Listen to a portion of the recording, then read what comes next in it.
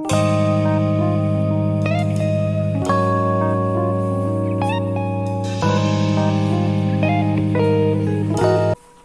morning, students. How are you? I'm fine. Myself, Avik Roy from the Mathematics Icon channel. You're a mathematics teacher. So, in this lecture, just we are going to solve the straight line chapter for class 11. Okay. So, I think from the straight line chapter, the two lecture were already given, and in this, I think it is the third lecture from the straight line chapter. Okay. So, this lecture is very important for the 11th classes as well. So I think you should solve this type of questions for the better experiencing for the better. So it is very important. So and I have collected these questions from the previous year's questions, different questions. Okay. तो आज हम लोग straight line chapter का कुछ questions यहाँ पर करेंगे class 11th के लिए, जो बहुत इंपॉर्टेंट होता है एग्जाम के लिए. तो आप लोगों को इस टाइप का ही क्वेश्चन सॉल्व करना है for the different exams. Okay, वो स्कूल लेवल हो या बोर्ड लेवल हो, फाइनल एग्जाम हो, हाफ ईयरली हो, कुछ भी हो, आपको इस टाइप का ही क्वेश्चन सॉल्व करना है. ठीक है. Now right the question. If the points a, 0, 0, b and x, y, a, 0, if the points a, 0, question number 1, if the points a, 0, 0, b, x, y are collinear,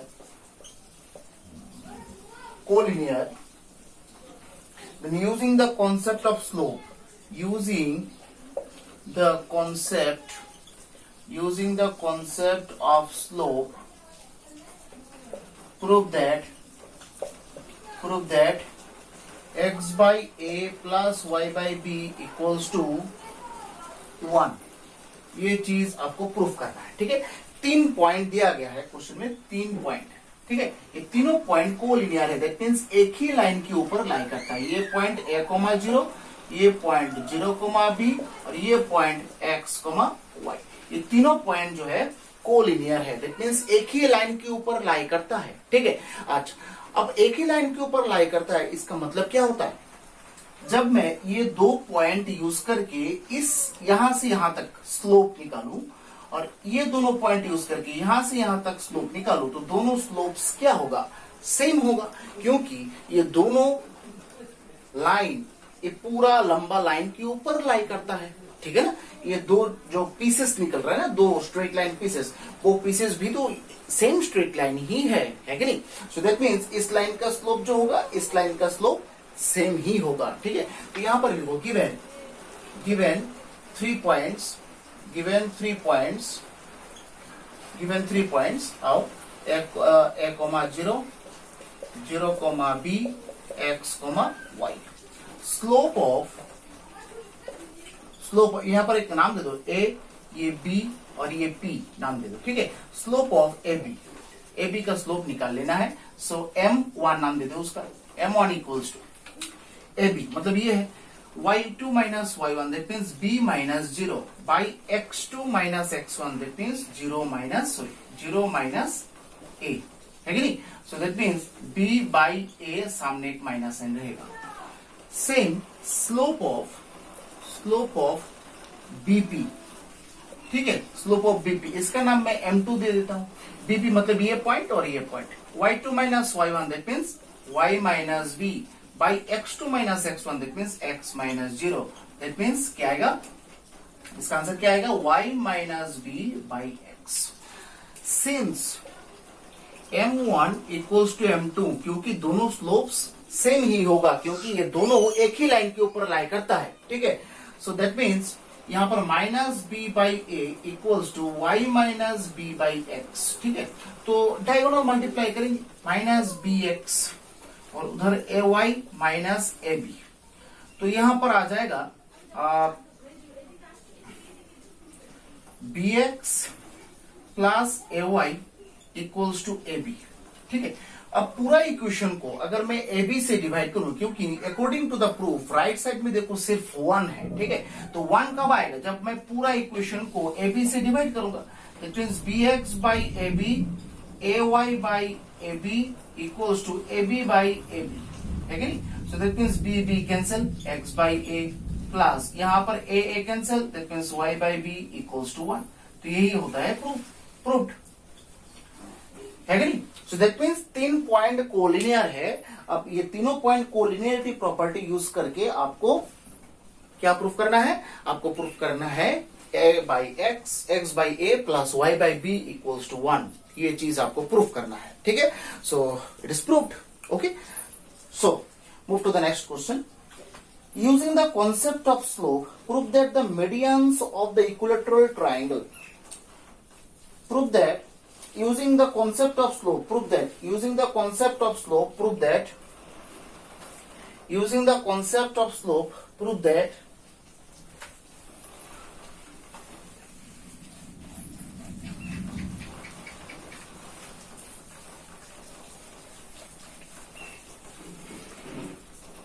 next question. Using the concept of slope, prove that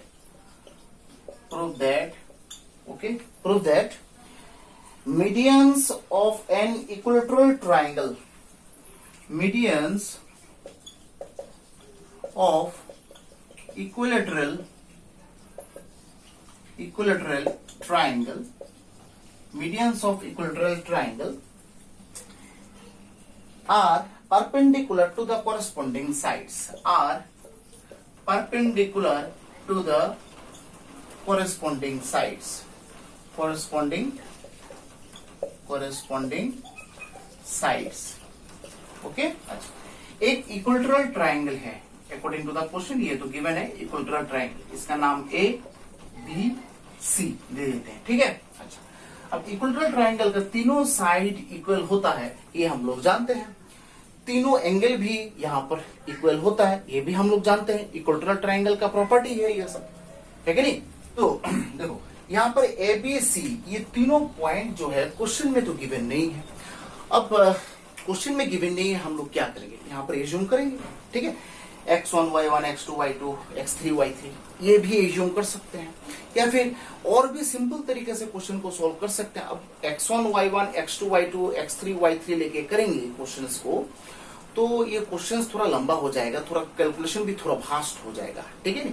तो that means हम लोग को यहाँ पर तो ये जो concept है कि यहाँ पर मीडियन जो है वो परपेंडिकुलर होगा कोरेस्पोंडिंग साइड्स के ऊपर, ये जो है कोई भी पॉइंट लो ये कंडीशन तो सेटिस्फाई होगा। यहाँ पर एबीसी पॉइंट का कोऑर्डिनेट कुछ भी हो, मीडियंस तो इक्विलेटरल ट्राइंगल में जो मीडियंस होता है वो मीडियंस तो क्या होगा? वो ऑब्वियसली परपेंडिकुलर ही होता है कोरेस्पोंडिंग साइड्स के ऊपर, ये तो श्योर है, ये तो हम लोग जानते हैं जूनियर क्लासेस से, ठीक है? तो एक काम करते हैं, हम लोग इसके ऊपर एक एक्सिस ड्रॉ कर लेते हैं, ठीक है? ये है y एक्सिस और ये है x एक्सिस, ठीक है? ये है x एक्सिस, ये x डैश और ये तो ये y है, ठीक है? तो लेट द वर्टिसेस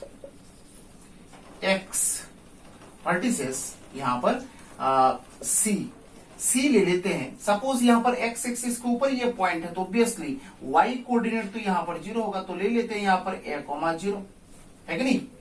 अब ये तो 0 0,0 पॉइंट है, ये तो ओरिजिन है। अब ये पॉइंट जो है निगेटिव x एक्सिस के ऊपर है, दैट मींस माइनस a,0 होगा। सो दैट मींस a,0 होता है ये, और b होता है क्या? Minus a,0। अच्छा, अब ये जो पॉइंट है ये तो y एक्सिस के ऊपर है। अब y एक्सिस के ऊपर x कोऑर्डिनेट क्या होता है?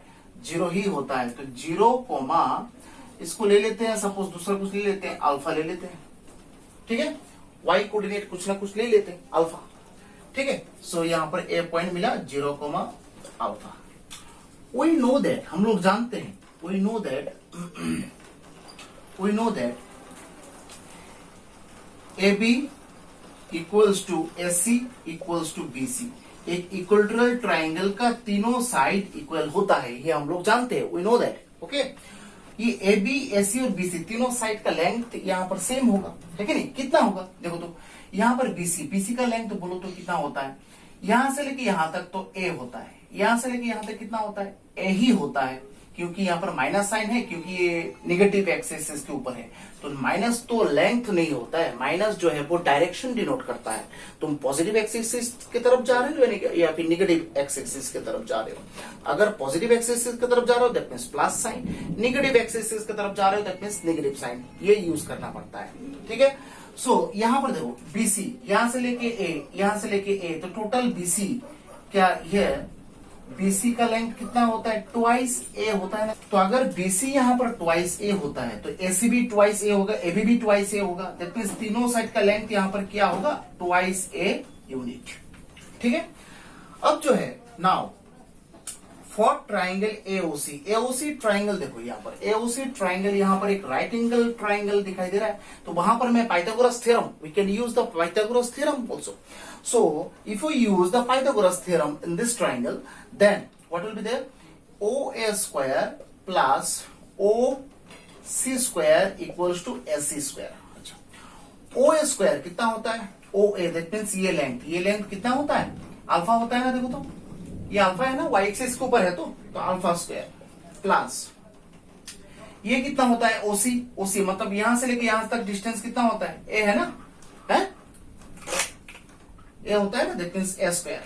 और एसी मतलब कितना होता है, twice A whole square. That means alpha square plus A square equals to 4 A square. That means alpha square equals to 3 A square. That means alpha equals to √3 A. तो ये होता है अल्फा।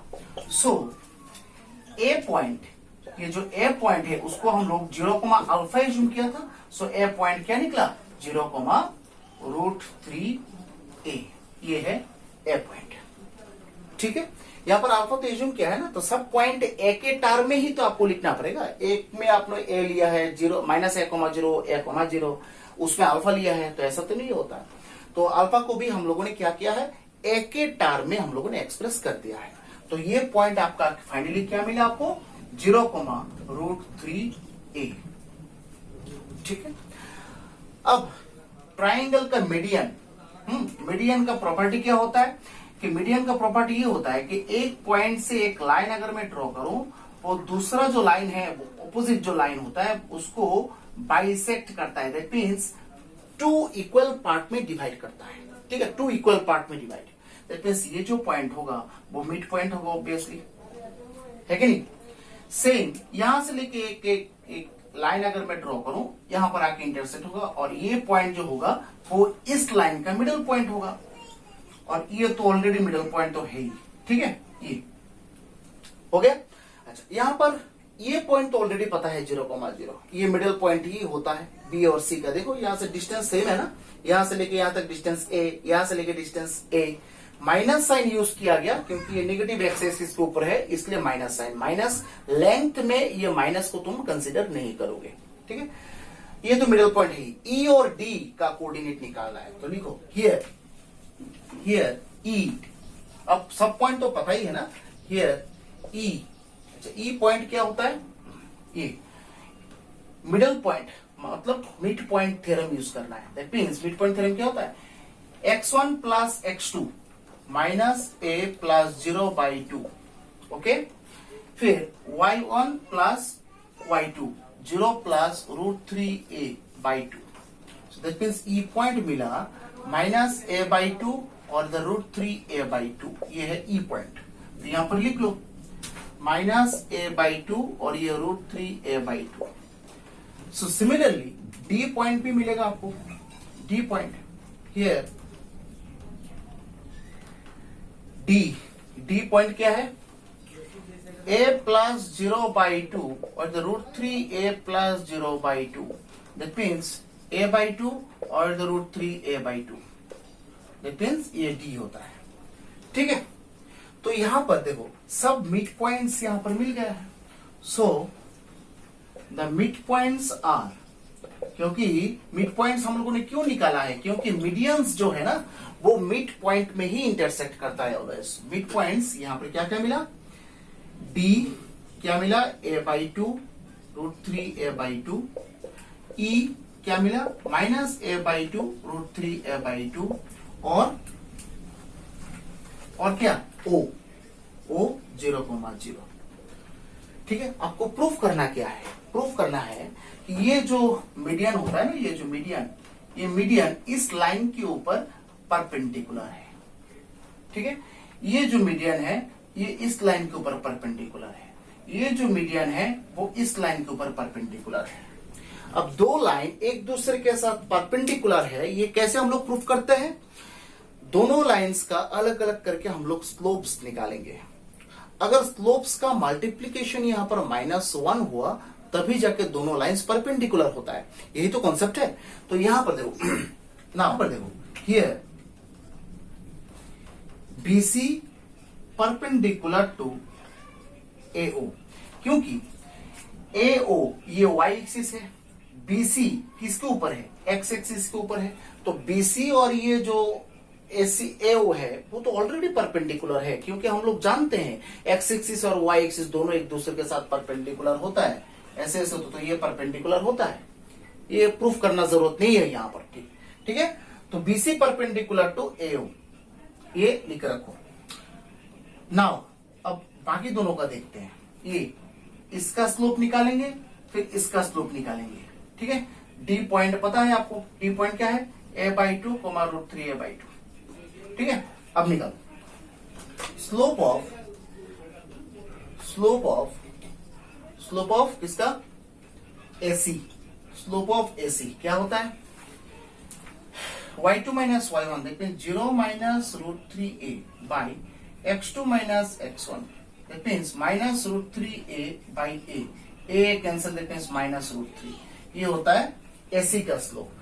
तो slope of BD that means ये line, इसका निकाल लेते हैं। तो BD कोऑर्डिनेट्स पता है आपको, y2 minus y1 that means √3a by 2 minus 0 by x2 minus x1 that means a minus a/2 minus of minus a that means ये होगा √3a/2 और ये कैलकुलेशन करके होगा 2 by 3a, है कि नहीं? तो देखो यहां पर 2 कैंसिल, a कैंसिल, ये काटोगे तो नीचे ऐसे that means 1 by √3 आएगा। सो यहां पर देखो सो slope of BD into slope of AC, ये दोनों का मल्टीप्लीकेशन करेंगे। देखो क्या निकला, एक तो -√3 इंटू 1 by √3 कैंसिल, आंसर क्या निकला? -1।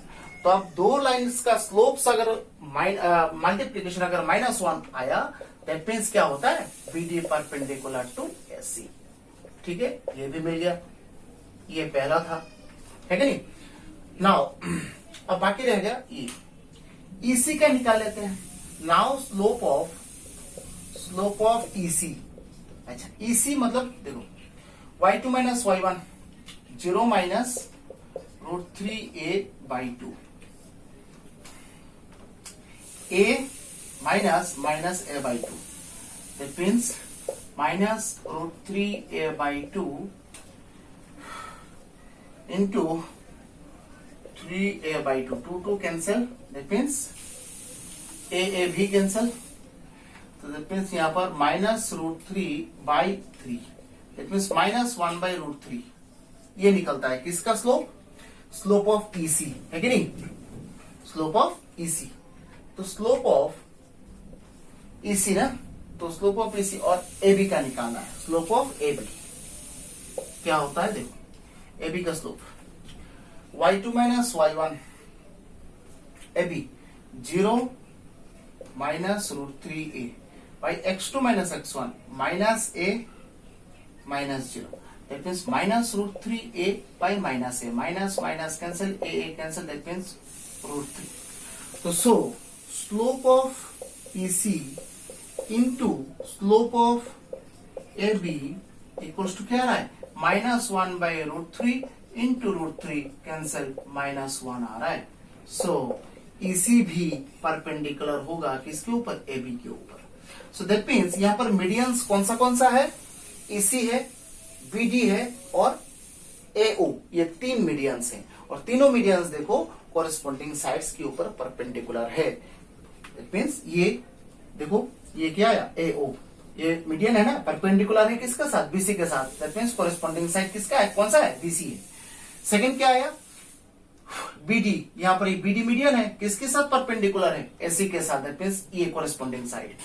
और थर्ड जो है ईसी परपेंडिकुलर है किसके साथ, एबी के साथ, ईसी क्या है यहाँ पर, मीडियन है, परपेंडिकुलर किसके ऊपर है, एबी के ऊपर, दैट मींस ये एबी यहाँ पर कोरिस्पोंडिंग साइड है। तो यही तो आपको प्रूव करना था कि medians are perpendicular to the corresponding sides, ठीक है। Line through the points, next question लिखो, line through the points, next question, pause करो लेक्चर को, फिर उसके बाद ये सब नोट कर लो, ठीक है। फाइंड ना sorry line through the points, line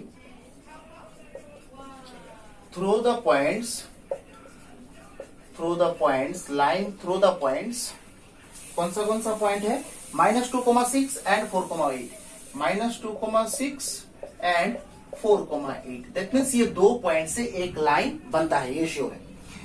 is perpendicular to the line, is perpendicular to the line, मतलब परपेंडिकुलर है दूसरा लाइन के साथ, perpendicular to the line through the points 8,12, through the points, through the points,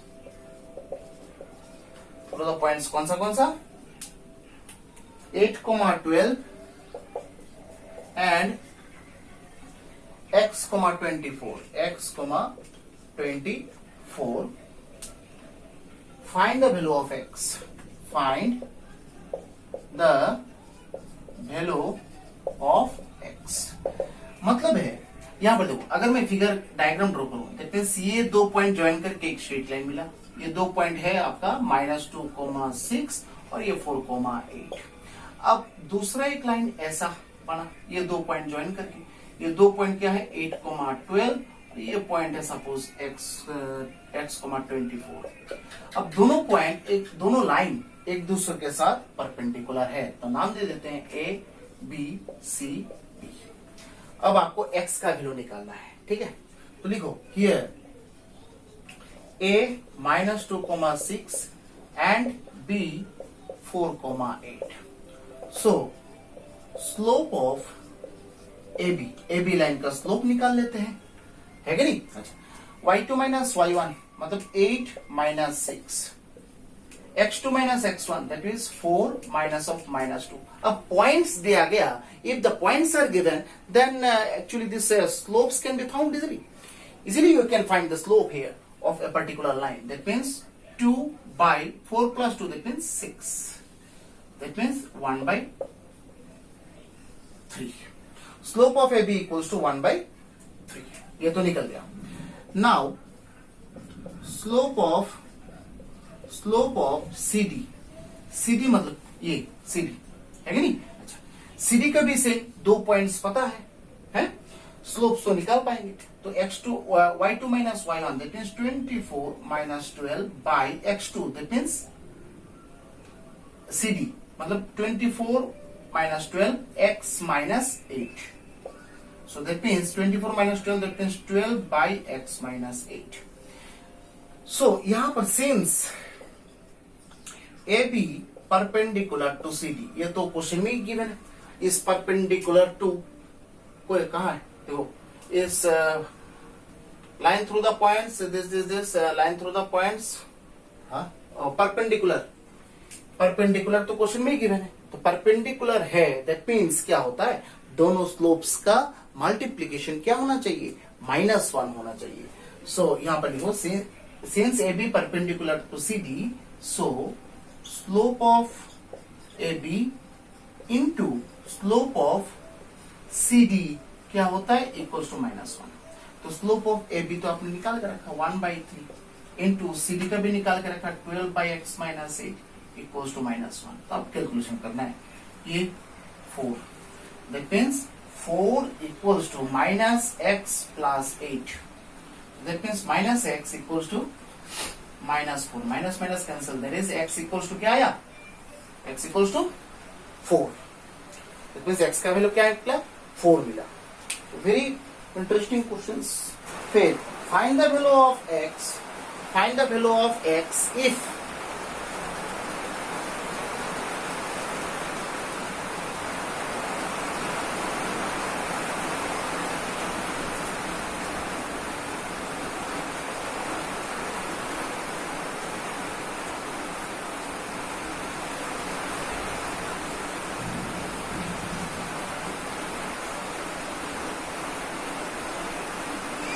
find the value of x if the points, find the value of x if the points, just write the question, find the value if the points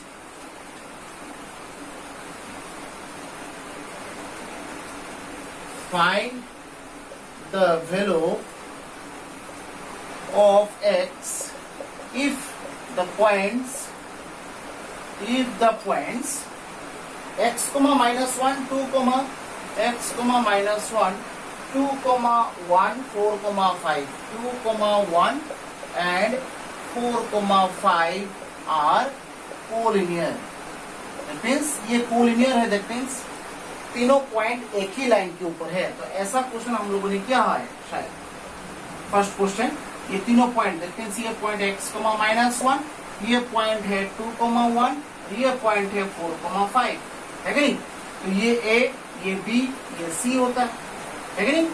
तो तीनों point एक ही line के ऊपर होता है. तो हम लोगों ने क्या निकाला था पहले, ये दोनों पॉइंट्स ज्वाइन करके स्लोप्स निकालेंगे, ये दो पॉइंट्स का स्लोप निकालेंगे, फिर दोनों स्लोप्स को इक्वल लिख देंगे. कोलिनियर का यही प्रॉपर्टी होता है.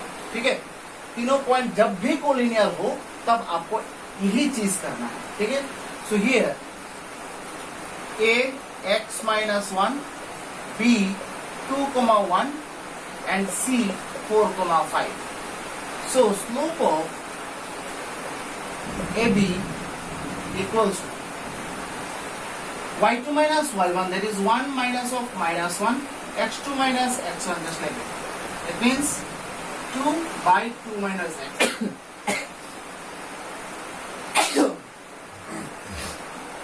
Slope of AB.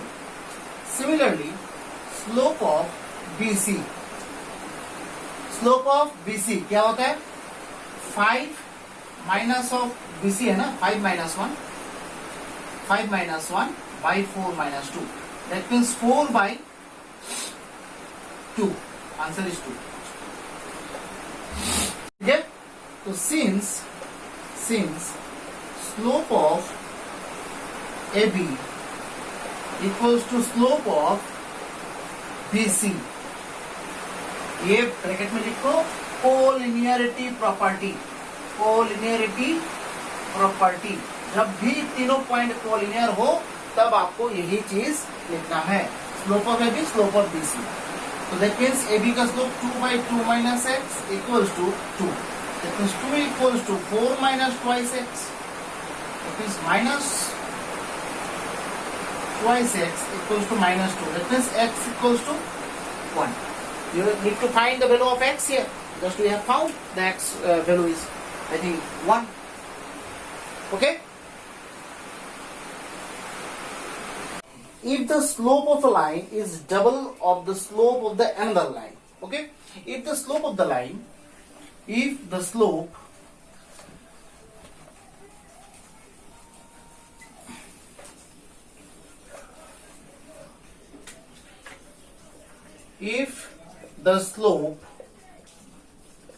of a line, if the slope of a line is double of the slope of another line, is double of the slope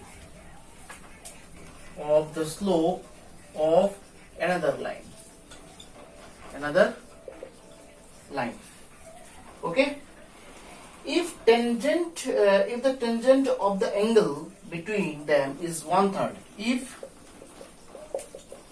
the tangent of angle between them, then find the slope of the other line. Then find the slope of other line. Okay, that means दो line है। अब दोनों lines के बीच angle जो है, जो भी angle हो, उस एंगल का जो टेंजेंट वैल्यू होगा, वो टेंजेंट वैल्यू क्या है? 1/3 है। Tangent value is, if the tangent between them is 1/3, then find the slope of the other line. Okay, अब दोनों लाइंस के बीच एंगल तो हम लोग नहीं जानते, है कि नहीं? लेट एंगल बिटवीन, अब एंगल जो भी हो between two lines equals to theta. So according to the question, angle जो भी हो उसका जो टेंजेंट वैल्यू होगा वो किसके साथ इक्वल होगा? 1/3 के साथ इक्वल होगा। ये क्वेश्चन में गिवन है कि नहीं? Let slope of one line equals to m। तो अगर एक लाइन का स्लोप m होता है तो slope of other line double बोला गया ना, देखो तो डबल होता है, मतलब दूसरा लाइन का स्लोप जो है वो डबल होता है, that means twice m. Okay, we know that tan theta equals to mod m2 minus m1 by 1 plus m1 m2, ये तो हम लोग जानते हैं। अब m2 minus m1, ये है m2, ये है m1, that means twice m minus m by 1 plus m1 m2, that means twice m into m, है नहीं? ठीक है, तो यही मतलब क्वेश्चन का समरी यहां पर यही है, आपको यहां पर m का वैल्यू निकालना है। ठीक है, so according to the question tan theta मतलब 1/3 है, और इधर mod m by 1 plus twice m square. अब हम लोग जानते हैं मॉड अगर हटाएं, मॉड हटाने के बाद क्या होता है? प्लस माइनस यूज करना पड़ता है, that means 1/3 plus minus m by 1 plus twice m square. तो यहां से दो केसेस मिलेगा आपको, एक प्लस के लिए मिलेगा, एक माइनस के लिए मिलेगा। सो आओ पहले प्लस के लिए निकाल लेते हैं, 1 plus twice m square equals to 1/3। तो यहां से m का वैल्यू क्या होता है? Twice m square plus 1 equals to 3m। So twice m square minus 3m plus 1 equals to 0। ठीक है, तो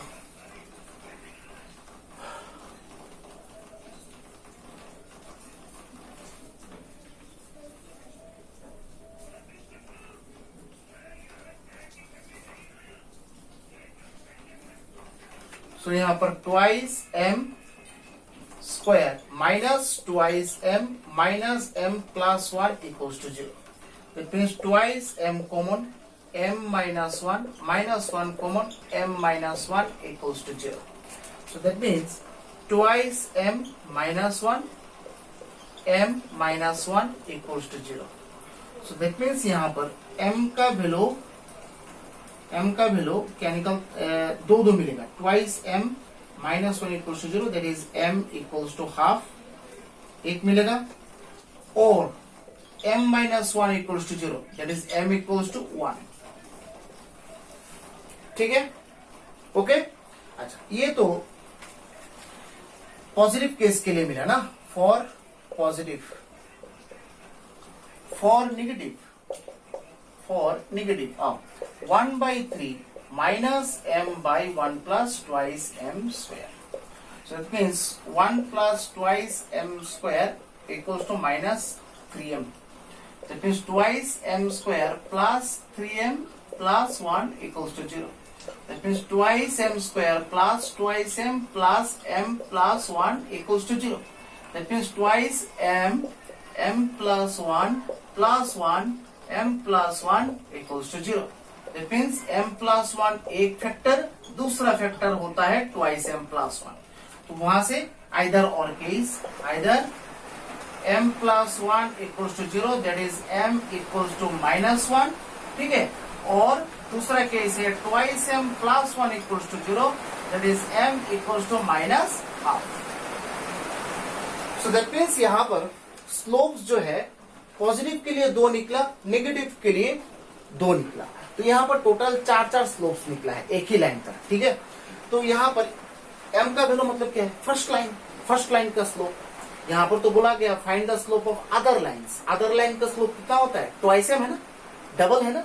सो दैट मीन्स जो m का वैल्यू आपको मिला उसके साथ 2 मल्टीप्लाई कर दो, मिल जाएगा आपको अदर लाइन का slope. So other line slopes are, so other line, तो ऐसे लिखो for positive other line slopes are, इसके साथ 2 मल्टीप्लाई करेंगे 1 और 2। ठीक है, for negative other line slopes are, इसके साथ 2 मल्टीप्लाई करेंगे तो -2 और इसके साथ 2 मल्टीप्लाई करेंगे तो -1।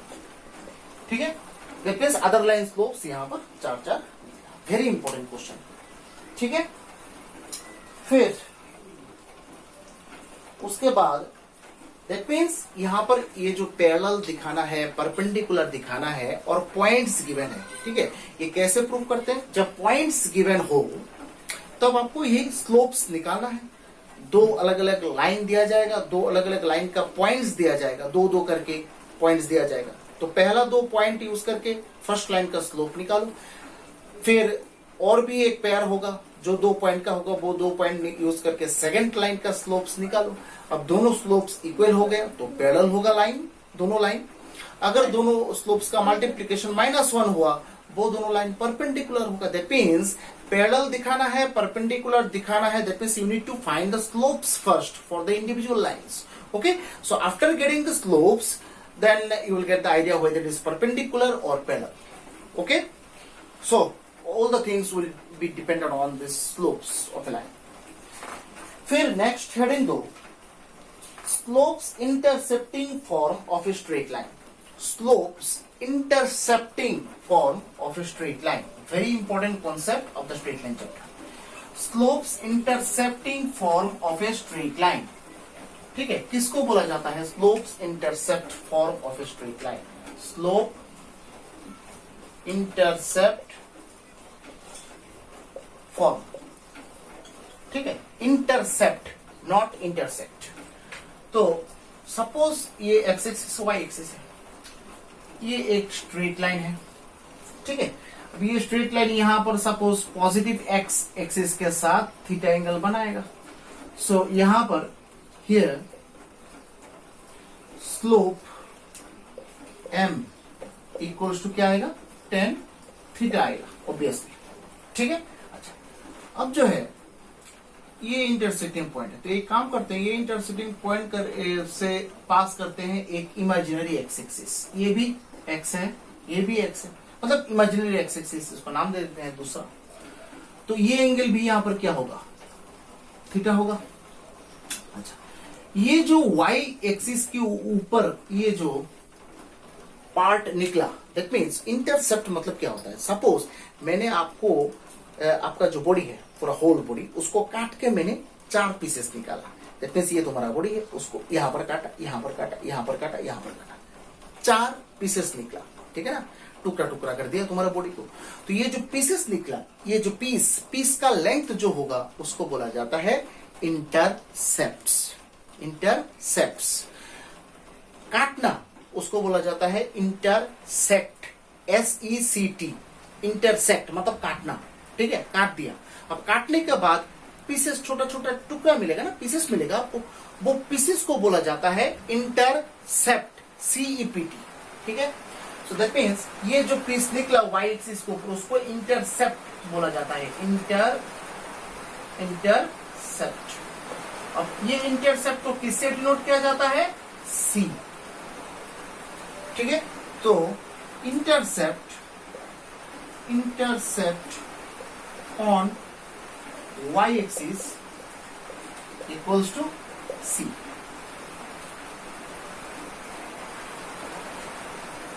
ठीक है। तो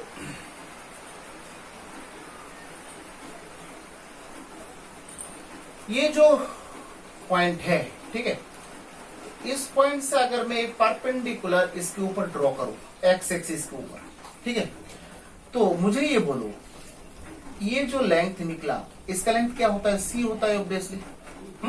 ये पूरा का लेंथ कितना होता है? पूरा का लेंथ कितना होता है? सपोज y, ठीक है, सपोज ये पूरा लेंथ y है। तो ये जो लेंथ है ना, ये जो लेंथ, ये कितना का होता है? ये देखो तो y माइनस सी होता है कि नहीं? y माइनस सी ये होगा कि नहीं? देखो तो है। और यहां से लेके ये जो लेंथ है इसको हम लोग x ले लेते हैं, ठीक है। यहां से लेके यहां तक लेंथ मैं x ले ले रहा हूं और ये जो लेंथ है उसको मैं y ले रहा हूं। इट मीन्स ये जो पॉइंट है उसको क्या? y माइनस सी। तो ये जो पॉइंट है एक नाम देते हैं a, ये जो b, ये c होता है। For triangle A B C, for triangle ABC, ABC में tan थीटा इक्वल्स टू, देखो tan थीटा है ना, ये tan थीटा इक्वल्स टू, हम लोग क्लास 10 में हम लोगों ने सीखा था कि tan theta equals to height by base, ये जानते हैं। That means tan theta equals to height मतलब कितना होता है? ये मतलब y माइनस सी, और बेस मतलब ये, ठीक है ना, x। तो ये अगर x हो तो ऑब्वियसली ये भी क्या होगा? x ही होगा, सो बाई x। अब tan थीटा तो मतलब m है, tan थीटा मतलब क्या है? m है ना।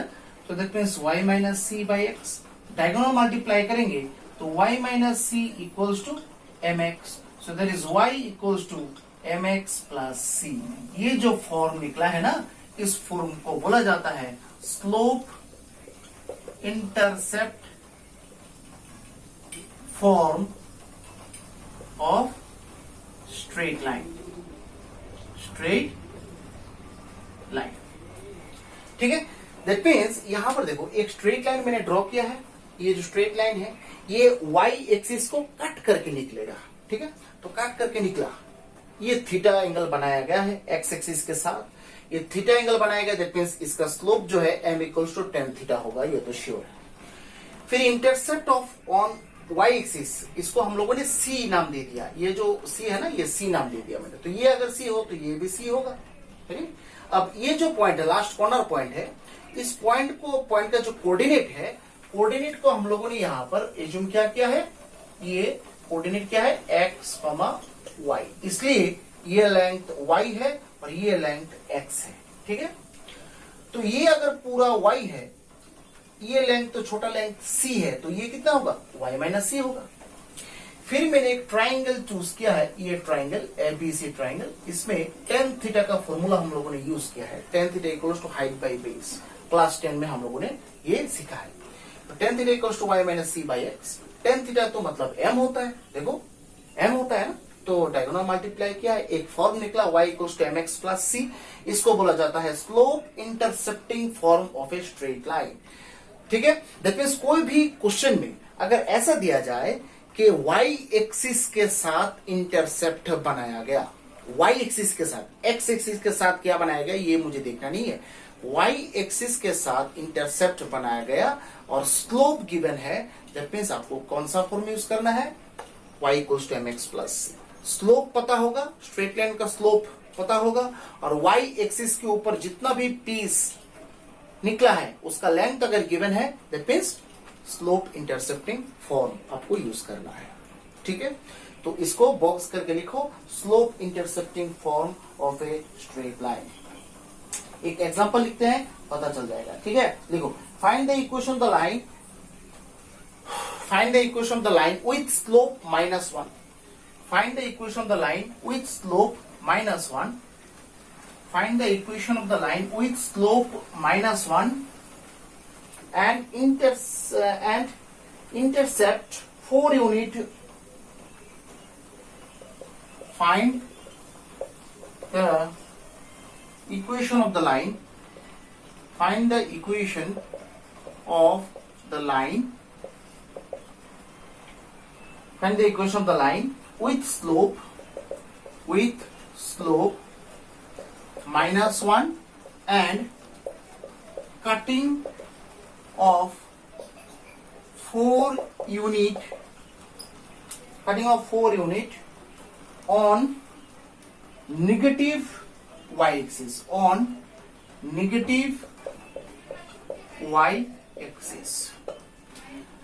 तो यहां पर देखो स्लोप गिवन है, cutting of intercept 4 unit given है, कहां पर नेगेटिव वाई एक्सिस के ऊपर कट किया गया है। अच्छा, यहां पर देखो ये जो फिगर है ये पॉजिटिव वाई एक्सिस के ऊपर कट किया गया है या फिर नेगेटिव वाई एक्सिस के ऊपर कट किया गया है? ऑब्वियसली पॉजिटिव एक्सिस के ऊपर। जब यही फिगर नीचे की तरफ हो that means negative y axis को कट करेगा, तब सी का वैल्यू क्या लेना है? नेगेटिव लेना है, माइनस लेना है। ठीक है, ठीक है, देख लो यहां पर here m equals to slope कितना गिवन है? -1, ये तो गिवन है। Intercept on negative y axis, intercept on y axis मतलब ये सी का तो वैल्यू है, ये तो श्योर है। अब +4, ये तो +4 यूनिट दिया हुआ है। अब नेगेटिव वाई एक्सिस के ऊपर जब लिखा रहेगा, नेगेटिव वाई एक्सिस के ऊपर, तब आपको -4 लेना है, सी का वैल्यू -4। जब पॉजिटिव वाई एक्सिस के ऊपर लिखा रहेगा तब +4 लेना है। कुछ भी लिखा नहीं है, पॉजिटिव भी नहीं लिखा है, नेगेटिव भी नहीं लिखा है, तब आपको पॉजिटिव ही कंसीडर करना है। ठीक है, तो यहां पर नेगेटिव वाई एक्सिस के ऊपर बोला गया था सी का value -4। So equation of the straight line, बस यहां पर स्लोप गिवन है, इंटरसेप्ट गिवन है, y equals to mx plus c, यही फॉर्म आपको यूज करना है। y इक्वल्स टू m मतलब है यहां पर -1 x plus c that means -4, that is y equals to -x -4। तो यही होता है रिक्वायर्ड लाइन का इक्वेशन। ठीक है, तो ये जो बेसिक कॉन्सेप्ट्स हैं रिगार्डिंग द स्ट्रेट लाइंस, ये जो कॉन्सेप्ट्स हैं, ये कहां से ये फॉर्मूलाज जो है लाया गया है, कहां से ये फॉर्मूलाज इंट्रोड्यूस किया गया है, कैसे ये फॉर्मूलाज को यूज करना है, this are all the important concepts. Okay, if you know how to use a particular concept or particular formula, then 80% problems will be sorted out. Okay, just actually the most of the students are facing a lot of problems regarding the straight line, and what it is actually, where should I use the formulas? Okay, so after seeing the question, the students not used to get the idea where and when this type of formula should be used. Okay, so for that you need to know the concept for each and every formula. Okay, just when this formula will be used, and that means in a question, in a particular question, which will be given, exactly which will be given in the question, for that actually just we should use that kind of formula. Okay, that should be actually just catch first, and after catching all the concepts and all the things, I think you will get the idea when and which formula should be used for the particular question as well. Okay, so in this lecture that's enough. So in the next lecture just we will continue this type of questions, different types of questions, some board level and some advanced level questions will be solved. Okay, so मिलते हैं next video में, and if you like my channel, if you just like my videos, just subscribe, like and share my channel. Okay, thank you very much for joining the classes. Bye, जय हिंद.